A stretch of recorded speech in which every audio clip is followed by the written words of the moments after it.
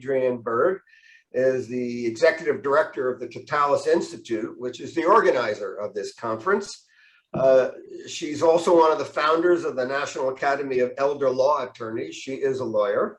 And as best as I can tell, she's also the only Emmy-winning producer on this program.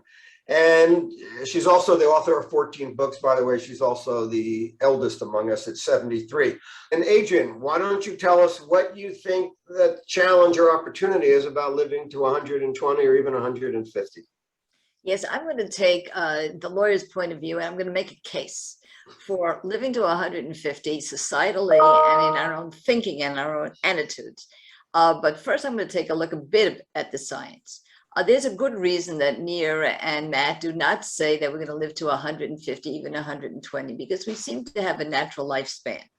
And when you take a look at those who feel that we could do that, they call themselves transhumanists or posthumanists. In other words, if we can make this 150, this is not thinking of ourselves as we are today, just healthier and living longer and older, as we would if we talk about 100, 115, even up to 120. There's a difference.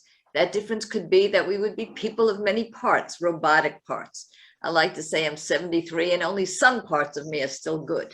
But I could exchange a hip. I could exchange teeth. My mom lived for an extra 12 years because she had a pacemaker. So we can do some of that today, and a transhumanist would say we could do that with all of our body eventually. There are other tricks like freezing, like changing brains, like downloading our brain into the cloud and having no bodies. So of course, the geroscientists of today don't want to be mixed up with those optics because they're having a hard enough trouble convincing people we could live to 100 and 120.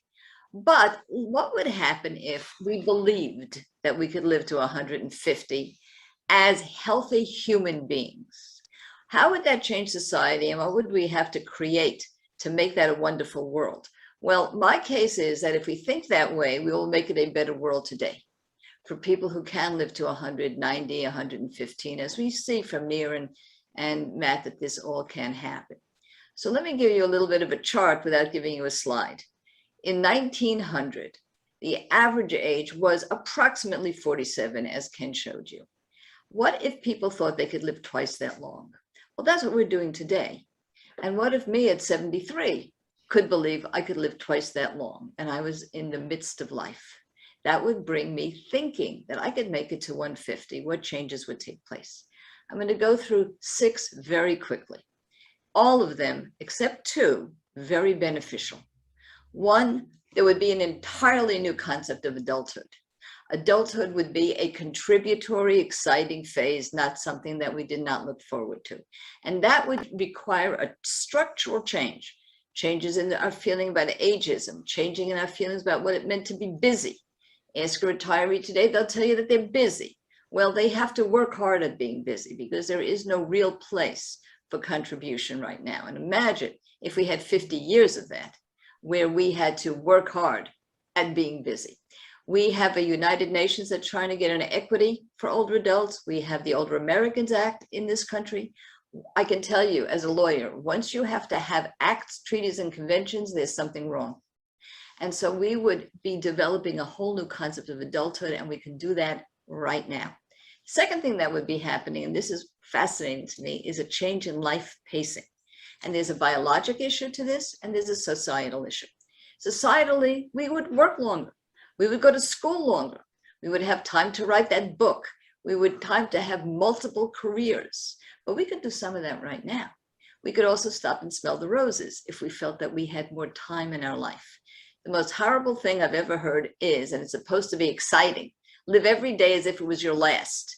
Well, I would be under the covers with cheesecake. I don't want every day to be my last. I want to feel that I have long years. This would take the pressure off young people today also to get busy and get to work before they even know who they are. But there's a biologic issue too to life pacing. When you study cultures where people do live shorter lives, you will see that the girls can actually have babies much younger in life, 9 to 13 years old. In longer lived communities, you can't. 15, 16 becomes an age where you can actually give birth. Well, let's look at the other way around. I gave birth when I was 44. If we think about longer life biologically, we may be having babies later in life. We would have more kinds of grandparents and more kinds of contribution in later life to family. Our anthropologists tell us that the reason we don't die after giving birth is that grandparents still have a role in society of bringing food. Well, we don't do that anymore. And if we're going to live longer, we probably are going to have to take on more contributory roles for the family. Another area is money. We think about money as wealth. One person has more money than the other. If we live to 150, it would be more income than wealth. The wealthiest person would be the one that could sustain themselves. And so I foresee a completely different financial future, different kinds of investing. We now have a bankrupt system when it comes to Medicare and Medicaid. We are really using our own tax dollars, not at trust fund dollars. This would have to change. And if you ask me, one of the great groups that's missing at our very conference today are the actuaries. Where are you? You should be here measuring new lifespans and taking a look at the kind of financial products going to allow us to live that long. When I speak, I ask people about this. You're going to live longer, that's the good news. You can't afford it, that's the bad news. We're going to have to be able to have a money system that allows us to afford it. And finally, on the good side, we will all become environmentalists. You know, our kids are mad at us because they say baby boomers have left the planet in a shambles. And I'm still one of the oldest baby boomers, but I'm still a baby boomer, so I get that from my kids. But what if we live to 150? Every one of us would become environmentalists overnight, because even if Matt and Near and all the great geroscientists and even the transhumanists helped us live to 150, it's not going to help if we have fires, hurricanes, and a kind of climate that we can't control. So this would make a real difference in our own thinking, because environmentalism right now is a legacy.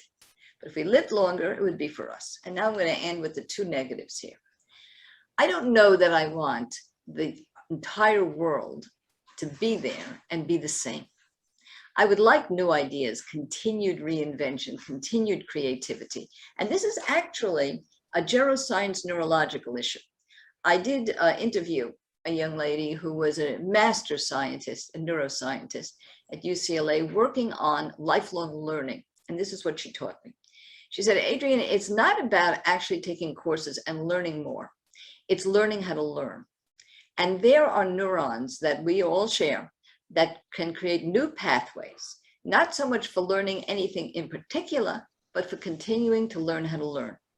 We have that issue in technology, in digital technology, where we are often reluctant, just because of our age, to learn the new technologies, which will be exponentially new if we are living that long. Every day there will be a new technology. So we do have to work with the neuroscientists, not just on issues of dementia.